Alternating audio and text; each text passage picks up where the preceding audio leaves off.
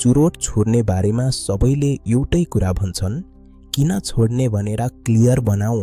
Quit date तय गर, trigger पहिचान गर, विकल्प राख, साथी परिवारलाई भन।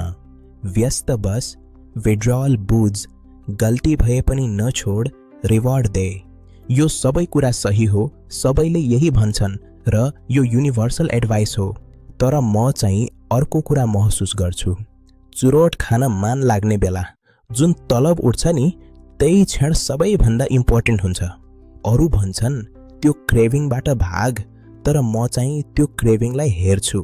म त्यसलाई दबाउँदिन, म त्यससँग लड्दिन, म त्यसलाई बस अब्जर्भ गर्छु। किनभने सत्य कुरा के हो भने त्यो तलब केही मिनेट मात्रै हुन्छ, तर यदि त्यो फलो गरियो भने त्यसपछि आउने पीडा लामो हुन्छ।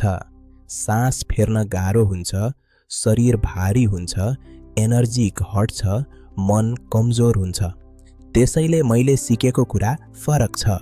क्रेभिङलाई जित्नु होइन, बुझ्नु हो।